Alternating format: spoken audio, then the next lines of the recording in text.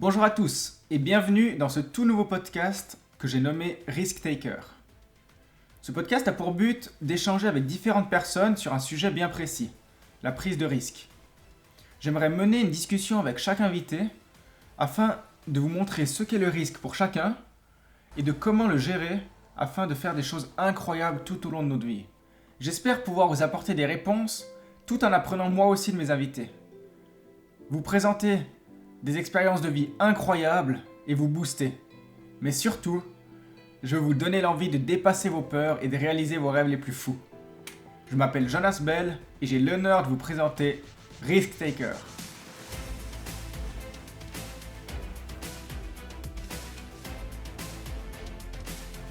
Aujourd'hui, je suis avec Géraldine Fasnacht, une athlète hors du commun qui pratique le snowboard freeride, le base jump et le wingsuit. Basée à Verbier, elle profite de cette magnifique région pour s'épanouir à travers ses projets sportifs. En 2002, à l'âge de 21 ans, elle est sacrée championne du monde de snowboard freeride en remportant notamment l'Xtrême de Verbier. Après des années de compétition, elle s'oriente vers la réalisation de films de montagne et se spécialise dans le base jump et le wingsuit. De plus, elle possède un brevet de pilote d'ULM, une véritable femme oiseau. En bref, c'est une athlète super complète, prête à relever tous les défis les plus fous.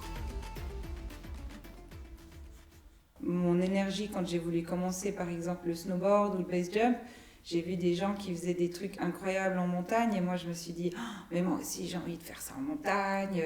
Quand j'ai vu pour la première fois des gens descendre le Bec des Rosses, mais ça m'a tellement inspirée. Je me suis dit moi aussi j'ai envie de faire une ligne. C'est ça qui t'a donné l'envie quand t'étais Ouais. petite, toi tu étais à Verbier chez toi en regardant où t'allais skier sur les... Non, j'étais devant le Bec sur des les Rosses. pistes Première fois qu'il y a eu l'Extrême de Verbier. Comme quoi, le démarrage de ta carrière d'athlète, ça tient à pas grand chose, le Non. fait d'être sur les pistes et puis regarder les autres faire. C'était ça.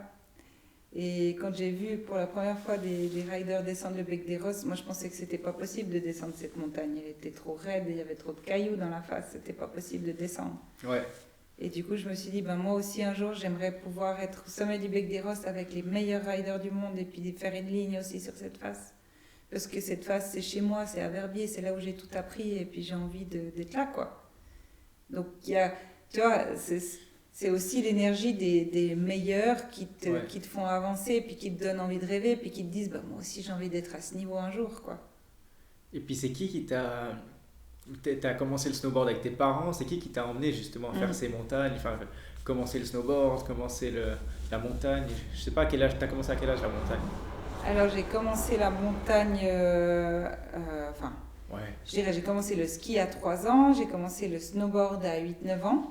Pour la première fois quand il est arrivé en Suisse, il y avait quelques planches de snowboard à louer à gauche à droite, puis avec ma maman on a loué 2 snowboards et puis on a essayé de faire ce qu'on pouvait pour apprendre à tourner, mais vu qu'il n'y avait pas d'instructeur, personne, on devait apprendre tout seul. Nous, on pensait que le mieux, c'était d'apprendre sur les chemins, donc on est monté aux ruinettes, on est descendu par la route jusqu'à Verbier, donc je t'explique pas, c'était le pire truc. Donc un carnage. Carnage. C'était horrible et du coup, le premier jour, c'était la catastrophe. Deuxième jour, on a commencé à réussir à faire quelques virages, mais là, on était sur les SR, donc ça allait un peu mieux.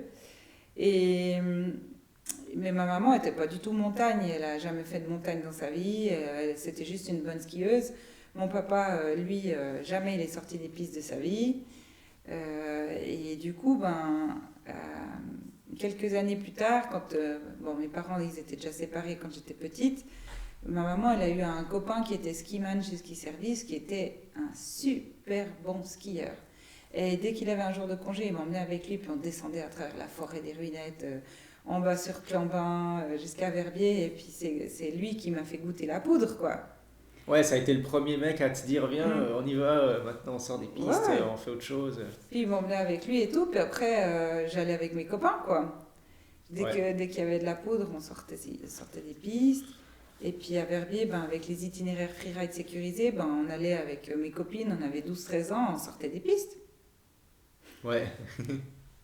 Ça c'est la chance d'être à Verbier, c'est que tellement beau le domaine que tu peux faire plein de trucs. C'était ça en fait, c'est vraiment le domaine qui a fait la rideuse que je suis aujourd'hui. D'avoir ces itinéraires sécurisés, ça m'a permis de faire de la poudreuse toute petite déjà. Ouais. Ouais, moi je dis tout le temps, enfin je pense tout le temps en tout cas, on est créé par l'environnement où on est en fait. Mhm. Moi je suis né à Chemin, là, un tout petit village en montagne, et ben toute ma vie je penserai à Chemin et j'ai envie de retourner à Chemin parce que c'est l'endroit qui m'a créé, où je me suis amusé avec mes amis, on était tout le temps dehors. C'est pour ça que Mhm. maintenant je vais tout le temps faire du sport dehors et tout ça. Et je pense que toi ça a été la même chose, tu étais à Verbier donc tu as fait plein de sports, plein de... Oui, puis comme tu dis, tu as puisé ton énergie dans cet endroit-là, dans cet environnement-là. C'est là où tu as tes moments forts, tes moments de bonheur, tes moments avec tes amis. Donc c'est un endroit où tu es attaché, quoi. Et moi, Verbier, c'est la même chose. Bien que j'ai grandi dans un petit village du Gros-de-Vaud, où jusqu'à... Ben, en fait, j'ai bougé à Verbier, j'avais 21 ans. Donc le terrain de jeu de Verbier a fait la raideuse que je suis aujourd'hui. Mais l'état d'esprit, je dirais, de tout donner pour arriver au bout de mes objectifs, de travailler dur pour y arriver, etc. Ça, c'est plutôt où j'ai grandi, Polier-le-Grand, ce petit village de paysans où il y avait 500 ou 600 habitants à l'époque, où quand on sortait de l'école, ben, on allait travailler dans les champs, on allait nettoyer les box des animaux, on allait trier les patates pendant les vacances des patates, etc., etc. On allait chercher le lait à la laiterie le dimanche matin. On avait, même les enfants, bah, on avait notre part à amener dans la famille et une partie de travail à donner pour être accepté dans la famille. Enfin, on devait bosser, quoi. Dans ce milieu paysan, tout le monde mettait la main à la pâte. Et je pense que cette éducation m'a beaucoup, beaucoup apporté, quoi, dans ma vie, en général. Ouais, la notion de travail très jeune, tu parles de ça du coup. Oui, de travailler, de donner des coups de main, de travailler au champ, d'être en contact avec les animaux, de savoir d'où viennent les choses, quoi. Euh, c'est pas en allant à la Migros qu'on a des pommes de terre, c'est en allant les chercher au champ, en les triant, en allant chercher le lait, on allait traire les vaches des fois, on allait...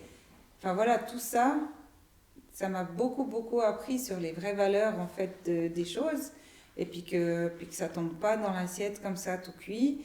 Que si tout d'un coup, ben, il y a une année où il y a moins de récoltes, et ben, on a moins de ci, on a moins de ça.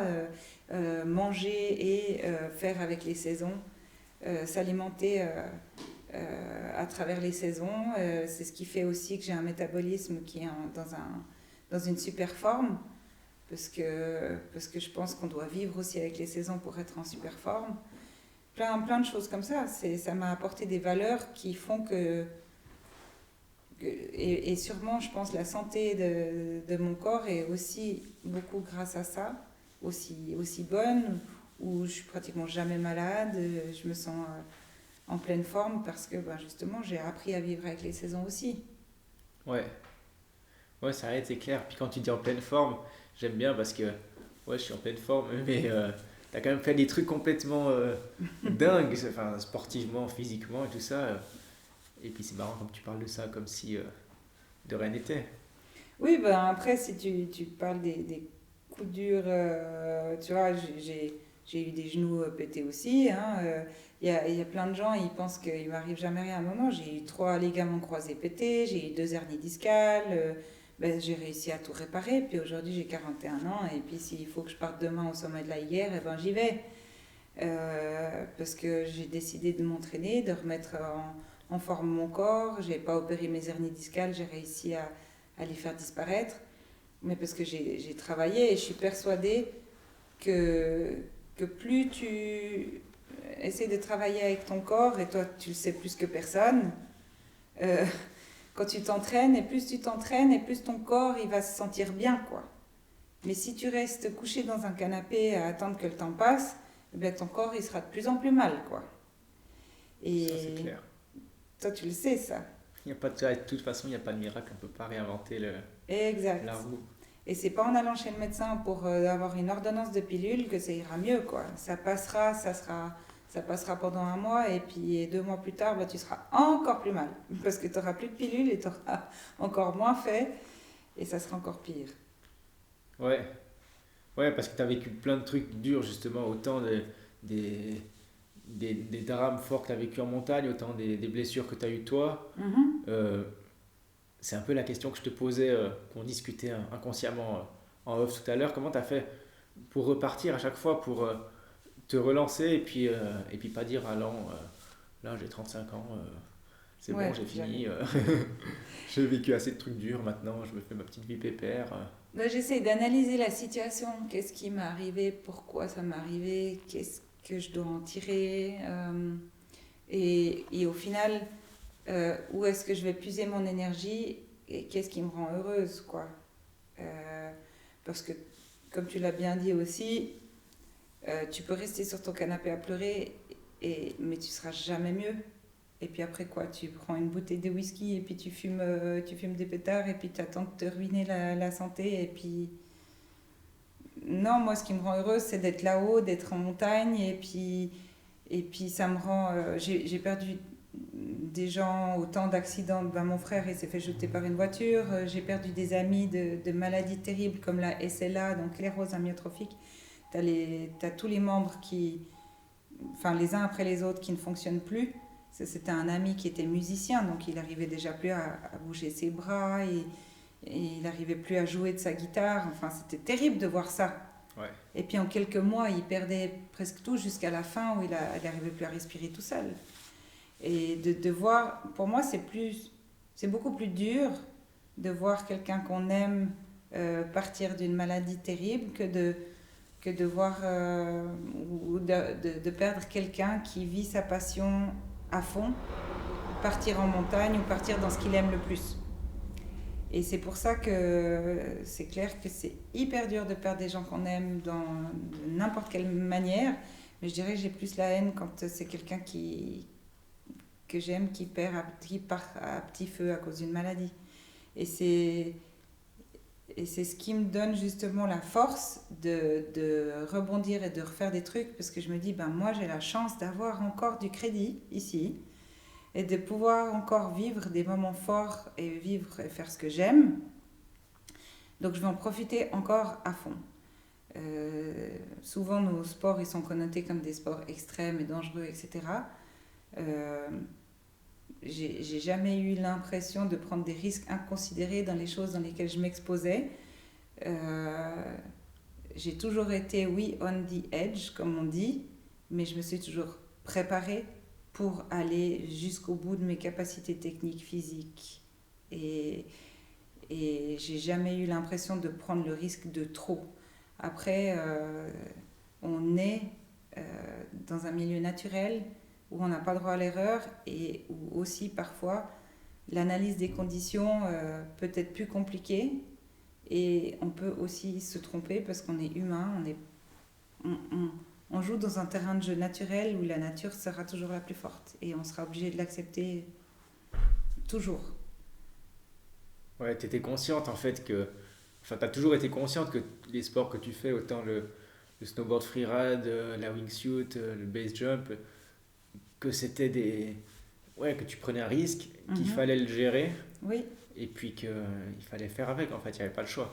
exact, mais je m'expose, moi, je décide de m'exposer jusqu'à un certain niveau. Et il y a des choses où je décide de ne pas m'exposer, de revenir en arrière si je pense que les conditions elles sont trop limites, etc. C'est moi qui engage. Où j'accepte moins, c'est typiquement là je suis super énervée parce que depuis le mois d'avril je me suis fait shooter sur les pistes par un skieur qui n'a pas regardé avant de tourner. Ça fait depuis le mois d'avril que je suis embêtée avec mon épaule. Là c'est le genre de truc où je me dis quand même, c'est comme un accident sur la route que tu n'as pas causé. Sur la route de Verbier, il y a régulièrement des gens qui dépassent n'importe où on se retrouve à croiser à trois.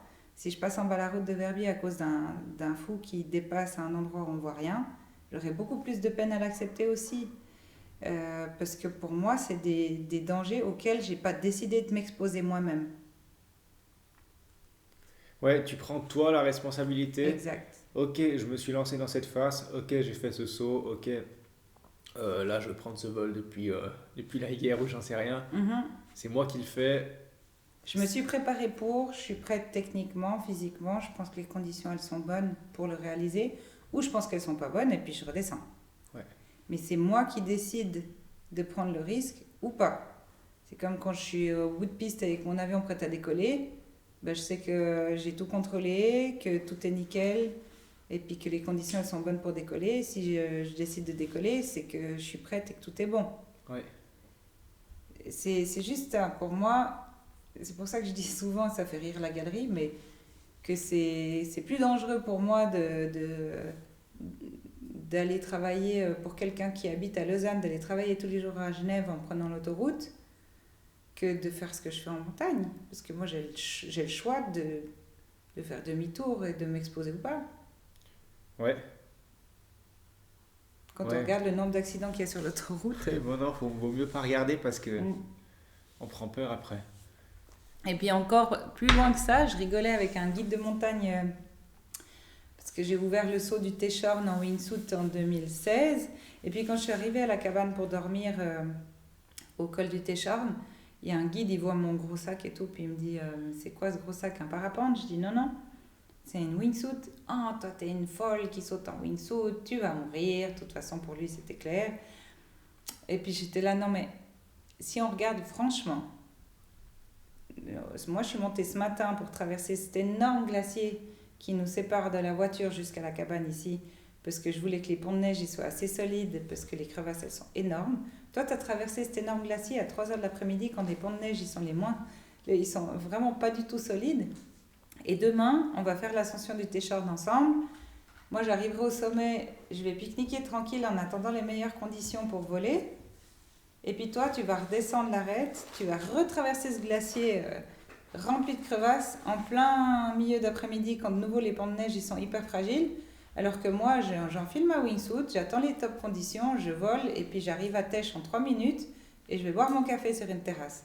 Toi, tu vas t'exposer pendant peut-être plus de 6 heures entre la descente de l'arête plus la traversée du glacier, alors que moi, en 3 minutes, j'aurais fait mon vol et puis je serais safe, quoi. Mais si tu racontes ça à un banquier ou à un assureur, mais il te prend pour un débile. Mais si tu réfléchis, toi qui es montagnard, c'est tellement logique. Ouais. C'est toute une question de perception avec en fonction de comment, où tu as grandi, qu'est-ce que tu fais de ta vie, comment tu penses, pour que le risque il soit en guillemets risqué pour toi ou pas. Exactement, ouais. Mais si tu dis ça à quelqu'un qui voit la wingsuit comme un sport de fou, il va te dire mais t'es complètement taré. Ouais, mais pour toi, du coup, c'est positif de employer ce terme, on dit, de prendre ses risques. C'est quelque chose de positif plutôt que d'écouter les gens qui disent ah, mais t'es taré, elle est complètement folle celle-là. En guillemets, ça rentre d'une oreille, ça sort de l'autre. Bah, surtout, c'est que si tu écoutes les autres, tu fais rien. Ça, c'est sûr. Donc, le mieux, c'est d'écouter ce qu'il y a au fond de toi et ce qui te rend heureux, toi, et ce que tu as envie de faire, toi. Moi, ce que je sais, c'est que l'envie de voler, j'avais envie de voler depuis toute petite. Je voulais être pilote d'avion, mais je n'avais pas les moyens de faire ma licence de pilote. Après, du coup, je me suis dit, je vais aller faire un apprentissage de commerce chez Swissair. Comme ça, je serai dans le milieu des pilotes, je serai près des avions, je vais apprendre les langues, je vais pouvoir voyager. C'était fabuleux. J'ai fait un apprentissage de commerce pendant 3 ans à l'aéroport de Genève, à l'époque où c'était encore Swissair, avant le branding, avant que cette magnifique entreprise se casse la figure. Et j'ai vécu 3 années d'apprentissage extraordinaire. Après, je suis partie 1 année perfectionner l'anglais et l'allemand et l'espagnol. Je suis retournée travailler chez Swissair pour faire une licence de load control, donc vraiment me perfectionner auprès des avions pour vraiment être avec ces machines incroyables que je rêvais de piloter un jour. Et puis après, j'ai été happée par le snowboard où j'ai eu ma première invitation pour l'extrême de Verbier et j'ai quitté l'aéroport de Genève pour venir vivre à Verbier et faire de ma vie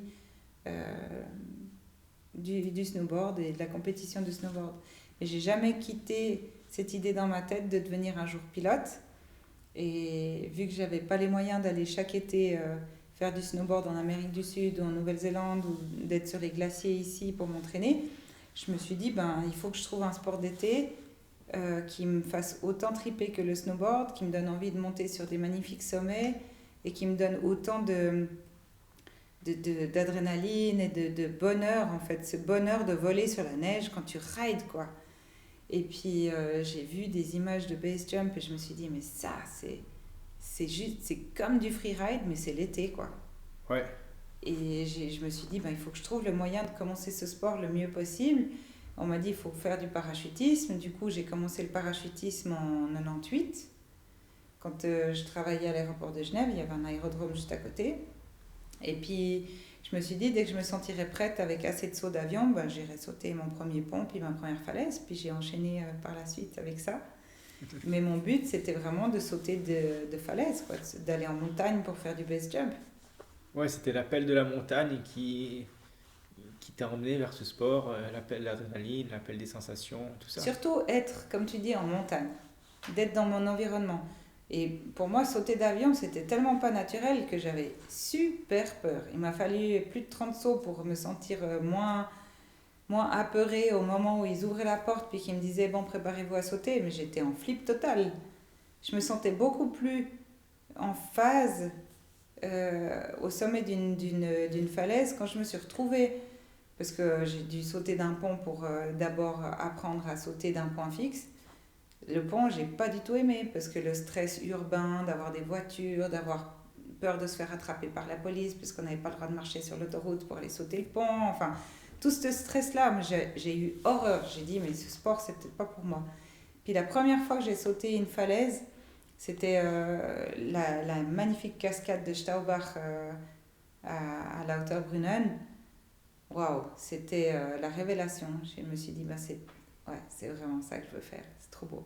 C'est du freeride. Ouais, c'est cette première vraie expérience de saut de falaise qui t'a dit waouh, quand si t'as fait vibrer au fond et puis que t'as ressenti. T'as eu le smile avant quand je t'ai parlé de cette sensation de dingue quand tu voles sur la poudre. Parce que je sais ce que ça fait et puis je me rappelle, puis mon corps il se rappelle, puis exact. Tu sens un truc qui se passe en fait. Et le base jump, c'est la même chose. Quand tu voles, cette impression de voler, c'est vraiment la même chose que j'ai retrouvée. Puis je me suis dit, c'est exactement ça que je voulais faire et c'est ça qui va me permettre d'aller en montagne, pas seulement l'hiver, mais toute l'année, quoi. Ça m'est arrivé, peut-être à toi aussi. C'est que quand t'es pas bien, t'as l'impression d'être le seul à avoir le ciel qui te tombe sur la tête, quoi. Alors qu'il y a plein de gens à qui il arrive des choses, d'autres choses. Et puis peut-être que toi, ça te donne juste le coup de boost pour te dire, Quand tu te rends compte que t'es pas tout seul dans la merde, entre guillemets, tu te dis, lui, il est presque encore pire que moi, alors faut que j'y aille. Ouais, justement, ça te donne l'énergie, puis tu te dis, ou bien pour cette personne, j'ai pas le droit de me plaindre, il faut que je trouve l'énergie d'avancer, ou ce projet que je pensais impossible, lui, il arrive à le faire, alors pourquoi pas moi? Ça, c'est souvent ce que j'entends, mais je trouve pas hyper positif. Quand les gens ils me disent, ouais, mais je peux pas me plaindre devant toi. Oui et non. Oui, mais ça, c'est souvent. Moi, on m'a dit ça souvent aussi. Oui, avec tout ce que tu as eu, moi, je peux pas me plaindre devant toi. Ouais, mais. Chacun a sa manière. Truc, voilà. Ouais, exactement. Et puis, tu as des gens. J'ai discuté avec un pote il y a pas longtemps. Il a 56 ans et il perdait pour la première fois quelqu'un de proche dans sa vie. Et il m'a dit justement. 56 ans? Ouais. Pour la première fois de sa vie, il perdait quelqu'un de proche et il était au fond du bac. Et il me dit, tu vois, quand j'ai vu que c'était toi qui m'appelais, t'es la seule personne avec qui à qui j'aurais eu envie de répondre aujourd'hui. J'aurais répondu à personne d'autre au téléphone. Ouais. Mais quand j'ai vu que c'était toi, j'ai répondu. Et à toi, j'ose te dire que pour la première fois de ma vie, à 56 ans, je perds quelqu'un que j'aime et je suis au fond du bac. Je dis, je te comprends. Et puis il me dit, ouais, mais toi, t'as perdu tellement de gens autour de toi toute ta vie et tout ça. Et puis, depuis jeune déjà. Puis je dis, oui, c'est pour ça que je peux te dire que je comprends que tu sois au fond du bac et que tu es en train de traverser un moment hyper difficile. Et je suis hyper contente que tu aies décroché le téléphone parce que j'avais besoin de t'entendre aujourd'hui. Et je sais pas pourquoi j'avais besoin de t'appeler aujourd'hui. Donc, comme quoi, il fallait qu'on se parle. Et c'est marrant. Et je lui dis, tu vois, jusqu'à 56 ans, tu as eu la chance de pouvoir vivre une vie sans perdre les gens que tu aimes, tu as vachement de chance. Et justement, tu devrais tourner ça dans ce sens-là, que jusqu'à maintenant, tu as eu la chance de vivre une vie jusqu'à 56 ans avec toutes les personnes que tu aimais. Tu as eu vachement de bol. Puis au final, transformer un peu l'espèce de malheur en bonheur que pendant ces 56 années, tu as vécu du bonheur. Mais tu vois, même moi, j'ai transformé ça avec la mort de mon frère. Bah, plutôt que de me dire j'aurais préféré pas avoir de petit frère parce que j'aurais pas souffert comme je souffre aujourd'hui de l'avoir perdu, et ben non, j'ai eu la chance de vivre pendant 8 années avec lui, plein de bonheur. Ouais. Tu vois, c'est à chaque fois la manière de voir les choses, et puis c'est toi qui en fait ce que tu fais, en fait, pourquoi. Enfin, souvent je dis j'ai choisi de rire plutôt que de pleurer, mais c'est toi qui feras la différence, quoi. Ouais. Chaque personnalité, elle fait son chemin, puis mais n'empêche, c'est comme ça pour tout. Exact. Quand tu arrives à transposer ça dans tout ce que tu vis, ben après ça donne le tour, quoi. Je dis pas que c'est facile de le mettre en pratique tous les jours. Et puis il y a forcément des jours où tu as moins la forme, forcément les jours où ça va moins bien.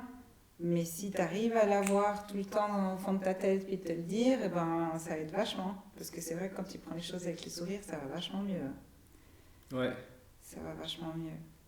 Ouais, moi je me dis souvent, justement quand je suis down, quand j'ai plus rien envie de faire ou autre, je me dis mais en fait là t'es encore en vie, profites-en et vas-y quoi.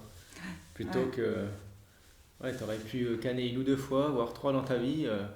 Maintenant, t'es là, fais un truc cool aujourd'hui, quoi. Plutôt que de rester au lit en train de déprimer et tout ça. Non, ça c'est sûr, ça c'est sûr. Mais j'ai mis un peu de temps à réussir à faire ce switch-là, tu vois. Je me dis dans ma tête, ok, maintenant, switch. J'ai ce mot-là, et je me dis switch, et dès que je dis switch, avec tout, avec chaque fois que je pense à des trucs, dès que je dis switch, je change d'état. Et soit je fais autre chose, soit j'arrive à changer d'état juste avec ma tête, tu vois. Ouais.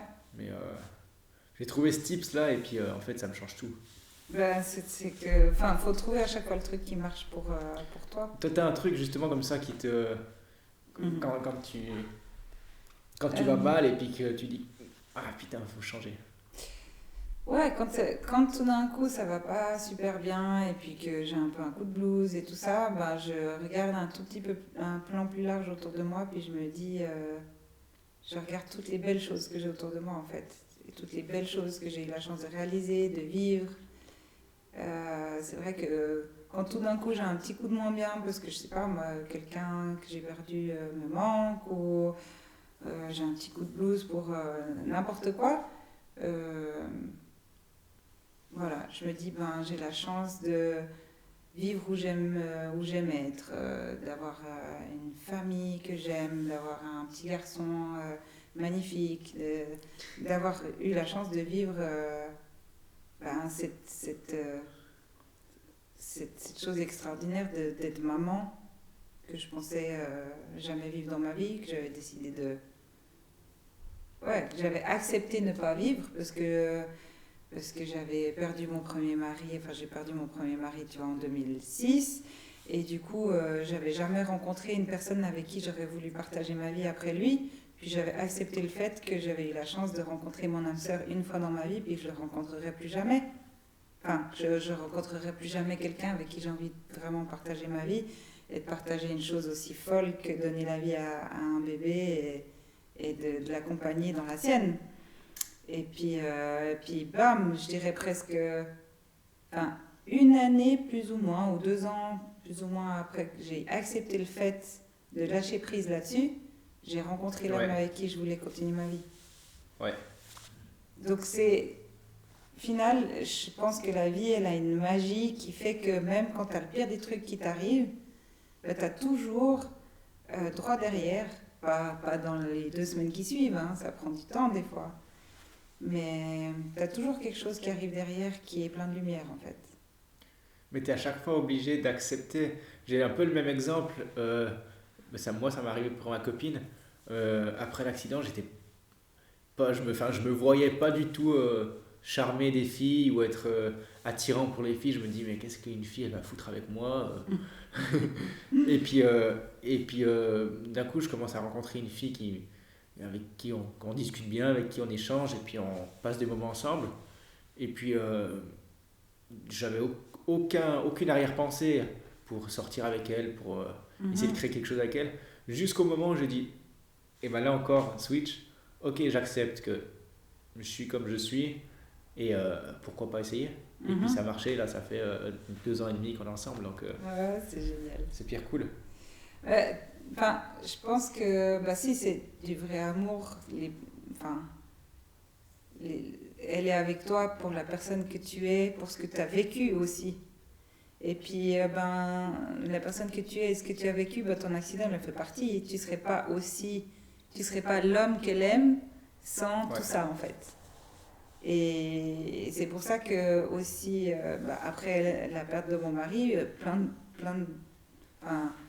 de fois, je me suis un peu reprise quand j'osais parler de lui devant mon nouveau copain, presque en m'excusant. Puis en fait, au bout d'un moment, je me suis dit, mais merde, Sébastien, il fait partie de ma vie, il fera toujours partie de ma vie. Et si mon nouveau copain, il peut pas l'accepter, ben, Ça veut dire que ça veut dire que c'est pas le bon. Et ça vaut avec ton accident, tu vois. Comme tu es aujourd'hui, ben, ça va avec toi, ça va avec la personne que tu es devenue. Donc, si elle t'aime dans ton entier, quoi. Ouais, ben ça justement, c'était. Il fallait moi d'abord que j'accepte avant que je puisse me livrer. Moi, j'ai eu le même problème que toi en me disant il faut que j'arrête de parler de lui, donc je l'acceptais pas moi, tu vois. Et c'était même pas en fait les autres le problème, c'était plus Ouais, ce qui venait au fond, ouais. exactement. Ouais, et en fait, pour tout là, c'est un peu le même schéma, t'es obligé d'accepter, t'es obligé de passer à côté, et puis ensuite recréer un truc cool, si t'as envie de le recréer, bien sûr, mais moi je pense qu'on a tous envie de créer des trucs cool. Oui, parce que toi, tu as cette énergie au fond de toi, tu es un battant, tu es un sportif. Et puis quand on est des battants et des sportifs, on a cette énergie qu'on sait à l'épuiser. C'est pas le cas de tout le monde. Et c'est pour ça que j'espère transmettre à mon fils cette force-là, d'avoir une passion dans sa vie, quelle qu'elle soit, ou du sport, j'espère qu'il aimera un sport quel qu'il soit, ou une passion pour la musique, ou quelque chose qui lui donnera toujours envie d'aller puiser cette force et d'avancer. Ça, c'est la magie que tes parents ils ont réussi à te donner, que mes parents ils ont réussi à me donner. Ouais, si tu devais dire genre une phrase ou un truc à ton fils, genre quand il a 15 ans, c'est quoi pour toi? Trouve cette passion. Quand il aura 15 ans, c'est quand il fumera des pétards derrière le...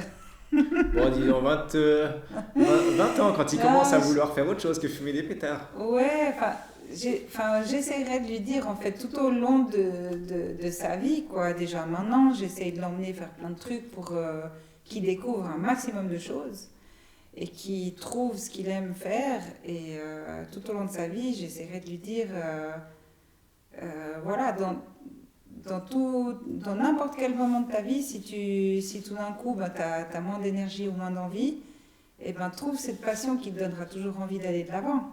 Trouve quelque chose que tu aimes par-dessus tout, qui te donne envie de te lever tous les matins avec le smile. Et pour l'instant, ben, voilà, c'est encore un bébé, donc lui, il se lève le matin avec le méga smile, juste en regardant les montagnes à travers la fenêtre, et puis c'est juste magique de voir ça. Lui, il adore être dehors, donc c'est juste trop cool. Donc j'espère vraiment lui inspirer ça, quoi. C'est beau, ouais. C'est beau. Justement, quand on entend des gens comme toi, tu as parlé de ça et tout ça, c'est hyper inspirant de voir que comment les gens peuvent booster les autres. Et puis ça, c'est tout ce que je recherche, tu vois, chez les gens que je rencontre. Et puis j'espère que plein de personnes peuvent booster, tu vois, tous ceux qui vont nous écouter ou autres, qu'ils soient boostés par ce que tu dis, quoi. Ouais, bah, le but, c'est aussi...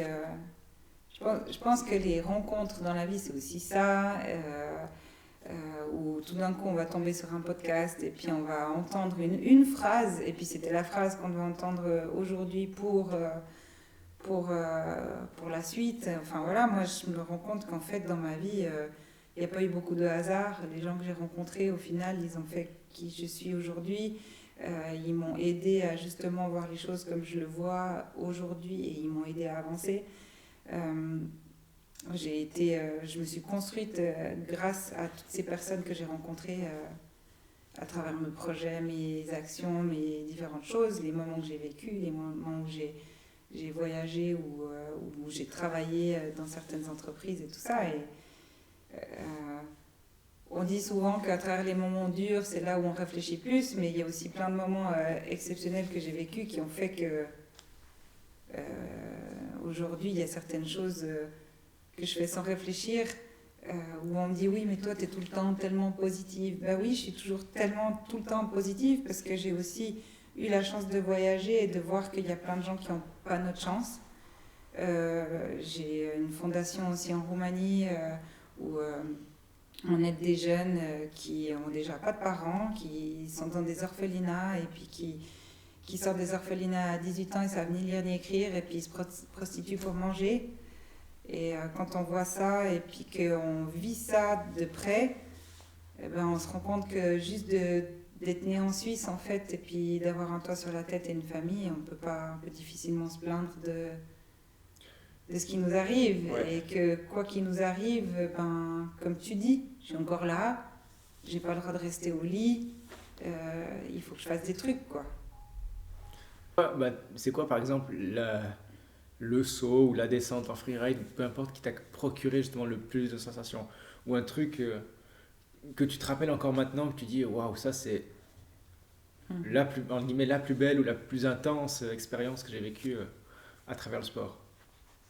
Si t'en as une ou plusieurs, Ouais, j'en ai prends. plusieurs, ouais, parce que il y a, il y a eu des phases.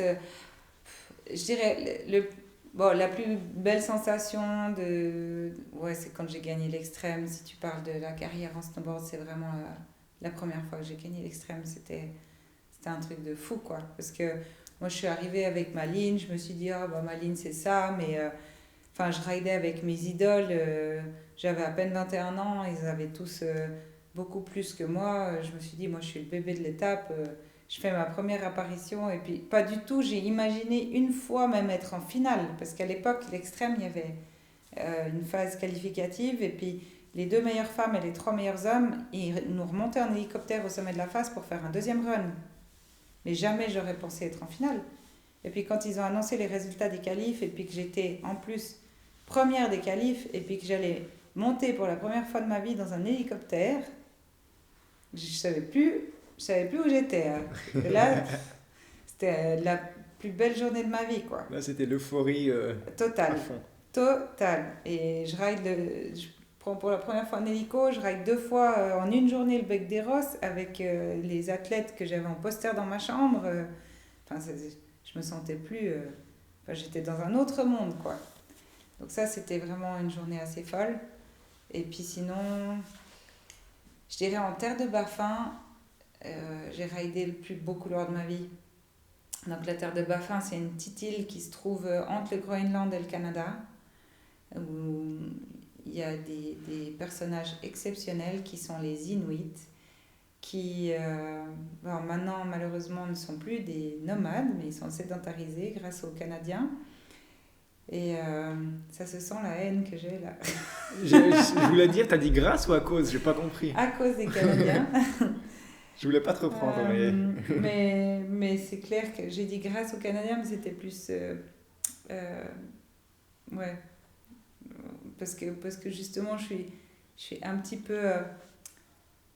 Enfin voilà, j'ai un petit peu la haine quand cette manière de penser qu'on ose arriver chez des gens puis dire ben, c'est comme ça qu'il faut faire. Alors que les Inuits avant c'était des nomades et puis qui vivaient très bien sans nous. Et puis tout d'un coup en pensant qu'on est chrétien et puis que c'est comme ça qu'il faut faire, ben voilà, ils sont arrivés et ils ont sédentarisé un peuple qui n'avait jamais vécu comme ça et pour qui c'est pas le bonheur d'être sédentaire et de vivre dans des villages et maintenant les Canadiens ils décident de leur réapprendre à tanner des peaux de phoque parce qu'ils savaient plus faire ça, ils leur réapprennent à chasser parce qu'ils savaient plus chasser non plus. Enfin voilà, ça a été un petit peu un choc émotionnel pour moi d'arriver à Clyde River en terre de Baffin. Et c'est ce qui m'a permis d'aussi comprendre que voilà, l'être humain n'est pas toujours juste et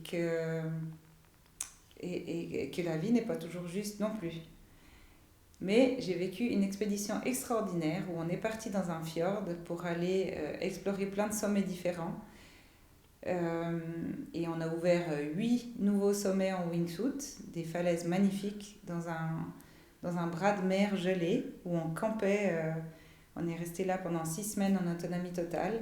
Et puis quand on n'allait pas sauter en wingsuit, on allait rider des super beaux couloirs. Et là, on a ridé un couloir qui s'appelle le Polar Star. Et c'est un couloir qui fait 1000 mètres de long, au milieu des falaises. Il fait 20 mètres de large et il est à 45 et 50 degrés. Au plus haut, il est à 50 degrés, puis après, il est plus ou moins à 45 degrés soutenu jusqu'en bas. Et on l'a ridé à 9h le soir, parce que c'était pile à ce moment-là que le soleil traversait les falaises pour donner de la lumière à l'intérieur du couloir. Et c'était juste fou, quoi. C'est pour moi le plus beau couloir de ma vie. Ouais. Ouais, c'est beau, on sent qu'il y a beaucoup d'émotions quand tu parles autant des Inuits des sauts en wingsuit, que du couloir. C'est beau, c'est des voyages en fait qui t'ont fait. Voilà, tu t'en souviens quoi. C'est des voyages qui font grandir. C'est comme je te disais, tous les voyages que j'ai pu faire grâce à mon sport, enfin mes sports, les rencontres que j'ai faites, c'est ce qui m'a permis de me forger mon caractère et puis mes idées, les choses auxquelles je crois aujourd'hui. Pour toi, les voyages, ça fait partie intégrante en fait de qui tu es, de ce que tu es devenu, puis de. Oui, et le partage avec les gens, tu vois, parce qu'avant de partir par exemple en terre de Baffin, tu te dis, je vais en terre de Baffin, c'est à côté du pôle Nord, je vais voir des Inuits. C'est seulement à mon deuxième voyage que j'ai rencontré un Inuit qui justement était nomade, a vécu avec sa famille en tant que nomade jusqu'à presque 30 ans. Et lui était né dans un igloo, il m'a raconté sa vie, ils avaient d'ailleurs fait tout un documentaire sur lui et il vit dans le village où on est resté à l'aller et au retour de notre voyage, de notre expédition. Et c'était fantastique de le rencontrer et puis de l'entendre nous raconter ses histoires. Ouais, c'était son partage que t'as aimé et puis qui t'a touché. Et où il m'a expliqué justement qu'il était nomade jusqu'à cette histoire que je t'ai racontée, jusqu'à ce qu'il soit sédentarisé par les Canadiens et qu'ils ont été convertis au christianisme alors que lui c'était un chaman. Là, tu m'as donné 2 anecdotes que tu as vraiment appréciées. Et puis, si tu as un moment plus dur à partager, une anecdote ou un truc que tu as dû un sommet que tu as dû renoncer, ou une chute, une erreur que tu as faite à un moment donné, ou quelque chose que tu te rappelles, puis que ça t'a gardé un mauvais souvenir. Un sommet. Des sommets où j'ai renoncé, il y en a quelques-uns où j'ai dû attendre beaucoup, etc. Typiquement cet été, à cause de mon épaule, vu que je suis pas super en forme, j'ai certains trucs que j'ai reportés l'année prochaine, l'été prochain, parce que quand on n'est pas en méga forme, on n'a pas envie de se retrouver dans certaines situations à moitié là. Mais je dirais, oui, je me suis retrouvée au Mali, typiquement, première fois qu'on est monté... C'était la première fois qu'on est monté au sommet de la main de Fatma. Non, c'était pas la première fois. Première fois, oui, on est monté au sommet de la main de Fatma. Il faisait 40 degrés là-bas, donc grimper dans des conditions comme ça. On avait un sac de hissage qu'on traînait derrière nous pour monter là-haut. C'est une falaise qui fait 800 mètres de dénivelé, qui est vraiment assez verticale, donc ça prend bien du temps pour monter. Et on tirait le sac de hissage derrière nous parce qu'on avait pour chacun de nous 6 à 7 litres d'eau. Et c'était pas en trop, c'était vraiment tout ce qu'on buvait en une journée tellement il faisait chaud.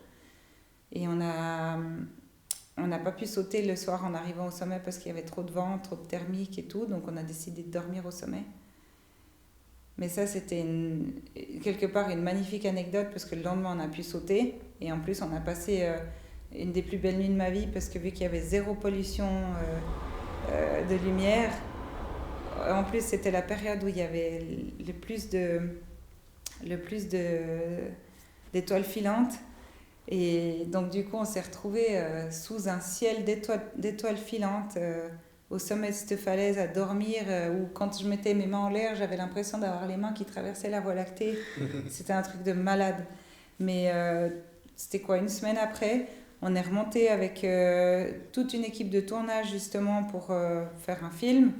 Et puis du coup, vu que ça a pris plus de temps, parce qu'on a dû prendre une personne de plus qui sautait, plus un caméraman, plus un preneur de son, etc. Le temps qu'on arrive là-haut, c'était juste plus possible de sauter, il faisait presque nuit, il y avait trop de vent, etc. Et on avait presque plus rien à manger parce qu'il y en avait un de l'équipe qui s'est chopé des fringales, qui avait tellement tapé dans la bouffe qu'on avait presque plus rien. Et puis du coup, on n'était pas sûr de pouvoir sauter le lendemain parce qu'ils annonçaient du vent du Sahara, l'harmattan qui allait se lever pendant la nuit. Et donc on s'est dit, ben là, avec le peu de bouffe qu'on a et puis presque plus d'eau avec l'équipe qu'on est, sinon on doit redescendre en rappel, plus marcher jusqu'au village, on est très très mal. Et donc on a de la chance, il y a eu un copain de l'équipe qui avait un paramoteur qui a réussi à nous dropper un sac de bouffe au sommet de la falaise pendant la nuit, enfin à la tombée de la nuit, parce qu'autrement ça aurait été vraiment vraiment compliqué de passer la nuit et de redescendre. Et le lendemain en plus on a dû redescendre en rappel toute la face. Du coup on en a profité pour abandonner nos parachutes là-bas en haut pour pas avoir autant de matos à remonter 2 jours après. Et on est remonté 2 jours après pour sauter. Ouais. Donc comme quoi finalement chaque échec, je dirais, te rend plus fort. Une montagne, elle va pas bouger. Faut juste avoir un plan B, avoir l'énergie de redescendre. Et puis là, on a eu la chance d'avoir une super équipe et puis d'avoir aussi un drop de bouffe. Après, si on n'avait pas pu avoir cette nourriture pour la nuit ou pour redescendre le lendemain, ça aurait été bien, bien compliqué. Ça, c'est sûr, je pense. Ouais. J'imagine que t'as pas trop peur dans ces situations parce que toi, t'es super démerdé, tout ça. Mais vu que il y avait d'autres gens avec toi, c'était plutôt eux qui étaient en difficulté plus que toi, j'imagine. On était tous un peu... Bon, heureusement, on était tous un peu des montagnards. Je dirais la situation où moi, j'ai eu vraiment peur et où on s'est fait prendre dans une tempête une fois en Antarctique. Mais moi, j'ai eu vraiment peur, mais tous les autres aussi. Et puis, en fait, cette tempête, elle s'est installée pour 8 jours. Et on était dans des tentes qui étaient solides, mais le vent, il était tellement violent qu'au fur et à mesure, en fait, on avait beau sortir et essayer de peler la neige régulièrement pour éviter que la tente, elle s'affaisse, parce que la neige, en fait, qui était soufflée, elle commençait à s'appuyer sur la tente, et ça commençait à faire de plus en plus de poids, etc. Et les murs de neige qu'on avait fait, ils ont duré peut-être les 3 premiers jours de la tempête, mais après, ils se sont complètement affaissés. La tempête était tellement violente qu'on avait mis des mains courantes, même pour aller faire pipi à l'extérieur, parce qu'on avait peur de se perdre, parce qu'on voyait vraiment rien. Si je mettais ma main comme ça, je la voyais plus. C'était vraiment jour blanc, pire jour blanc que tu peux difficilement imaginer ici, quoi. C'était un jour blanc de tempête en Antarctique comme j'avais jamais vu de ma vie, plus le vent qui était tellement violent qu'on devait presque se mettre à 4 pattes pour avancer. Et puis au bout d'un moment, on a décidé de même plus aller aux toilettes à l'extérieur, qu'on a mis des seaux à l'intérieur des tentes parce qu'on avait peur de perdre les gens. Et puis au bout d'un moment, au bout du 5e jour où les tentes elles commençaient à s'affaisser, je me suis dit, là, si on perd une tente, ça embarque toutes les tentes et on est tous morts. Et la seule chose que tu peux faire dans ces moments-là, c'est d'espérer que la tempête se calme et puis qu'on puisse venir te chercher. Et il y avait la base russe pas trop loin de ce camp-là qu'on avait fait. Mais il fallait quand même qu'ils puissent voir quelque chose pour venir nous chercher avec les gros Arctic Trucks qui sont là-bas à la base. Et pendant les 5 premiers jours, pour eux, c'était impossible d'accéder. Puis il s'est passé quoi dans ta tête quand tu vois que Il faut pas qu'il y ait un truc de plat, t'es vraiment C'est de là edge plus quoi. plus, et c'est là que tu te dis, la nature, c'est toujours la plus forte. Et puis si la nature, elle décide de continuer à te mettre encore une bonne tempête, et puis à faire que finalement, tout s'envole, tout s'envole. Que toi, tu peux rien faire. Ouais, tu sens qu'il y a une espèce de part de chance en fait, une espèce de part de destin, ou j'en sais rien, comment tu c'est expliques ça. plus du destin que de la chance, je pense. Que dans la vie, c'est un peu écrit, tu dis est-ce que la tempête va se calmer ou est-ce que c'est fini pour moi quoi.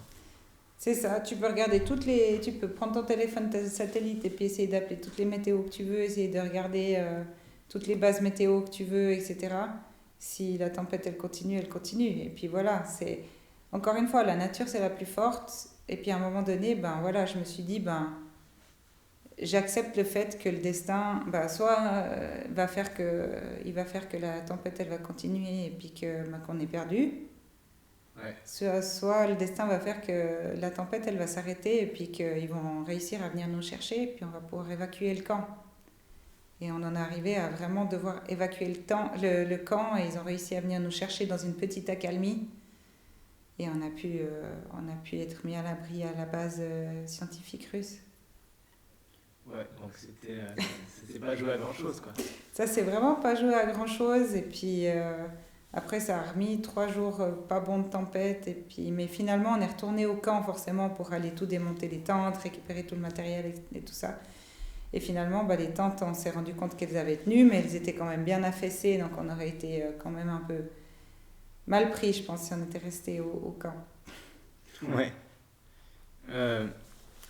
Pour terminer, tu vois, là tu me racontes plein d'anecdotes, plein d'expériences de vie. C'est incroyable, moi aussi c'est un peu ce que j'ai envie de vivre, plein de choses complètement folles et différentes de ce qu'on vit tous les jours, en fait sortir de la routine. Tu as forcément une capacité à t'adapter qui est assez folle. Moi j'aime bien le mot résilience. Qu'est-ce que tu en penses de ce mot-là? Un mot de la fin? Ouais, c'est un mot... C'est un mot magnifique parce que finalement c'est exactement ça. Si tu sais ce que c'est la résilience, je pense que puis que tu arrives à le mettre en pratique, tu arrives vachement mieux avancer quoi. Et moi j'ai dû l'apprendre parce que au début quand il y a des moments durs qui t'arrivent dans la vie, t'as pas envie de l'accepter. Vraiment pas du tout.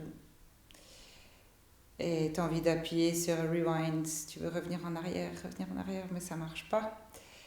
Mais après, quand tu arrives à accepter ce mot résilience et puis à le mettre en pratique, tu vis tellement mieux.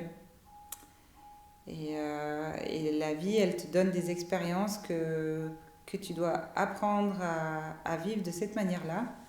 Et c'est ces expériences-là qui va faire que tu vas être plus fort et à vivre aussi une belle vie en acceptant toutes ces expériences que la vie te donne, en fait. Et c'est grâce à ces expériences-là, en fait, que tu vas réussir. Et moi, je me rends compte de plus en plus, maintenant, j'ai 41 ans. C'est pas parce que j'adore dire mon âge devant les camarades, je déteste donner mon âge. Mais en fait, je me rends compte que plus tu avances en âge, et plus tu vas rencontrer les personnes qui matchent avec toi par rapport à ce que tu as vécu, tu vas plus rencontrer des gens qui sont plus dans ton flow en fait. Et plus tu vas avancer, et plus tu vas rencontrer des gens avec qui tu vas dire ouais, je m'éclate trop avec lui ou je m'éclate trop avec elle. Et c'est trop bien de rencontrer des gens comme ça fait trop du bien. Alors que quand tu as 14, 15, 20, tu rencontres des fois des gens avec qui ça ne matche pas du tout et puis tu te dis mais qu'est-ce que ça doit me renvoyer pour que je comprenne un truc chez moi, et puis ça me fatigue de rencontrer des gens comme ça parce que tu dois apprendre à prendre ton chemin aussi, à comprendre ce qui te convient, ce qui ne te convient pas. Puis à partir du moment où tu as choisi vraiment ce qui te convient dans ta vie, ce que tu aimes, tu commences à avoir que les gens qui fonctionnent comme toi, qui arrivent dans ta vie en fait tout seul. Et ça c'est la magie encore une fois de la vie en fait. Ça se passe sans que tu fasses rien du tout. Ouais, juste en rencontrant les gens, en te laissant ouvert la possibilité de rencontrer de nouvelles personnes. Aussi, et puis en ayant décidé vraiment ce qui te rend heureux, de faire ce que tu aimes, d'être vraiment dans ce qui fonctionne pour toi, de ce que tu veux vraiment en fait. Et ça, c'est vraiment, je dirais, les 5-6 dernières années que j'ai trouvé vraiment, je me suis dit, ouais, mais ça, c'est assez dingue en fait. Plus j'avance et plus je rencontre des gens où je m'éclate encore plus avec, et puis, ouais, c'est génial. Et puis, je fais vraiment ce que j'ai envie, j'arrive à décider vraiment de aussi les choses que je veux faire dans mon milieu professionnel. Je sais plus facilement aussi dire non aux choses que je veux plus, alors qu'un temps, je savais pas dire non, j'osais pas dire non. Et puis du coup, je me donnais des obligations où j'avais l'impression je devais tellement me forcer à faire certaines choses, j'avais pas envie, c'était pas juste, etc. Et puis maintenant que j'ai appris à savoir dire non à certaines choses, puis à choisir mieux les choses que je veux faire ou les gens avec qui je veux être, bon, en fait, ça se passe tout seul. Ok. Et ça, c'est trop bien. C'est top. J'espère que ça ira comme ça pour moi aussi. Il n'y a pas de raison. Il n'y a pas de raison. Trop bien, merci beaucoup. Merci à toi.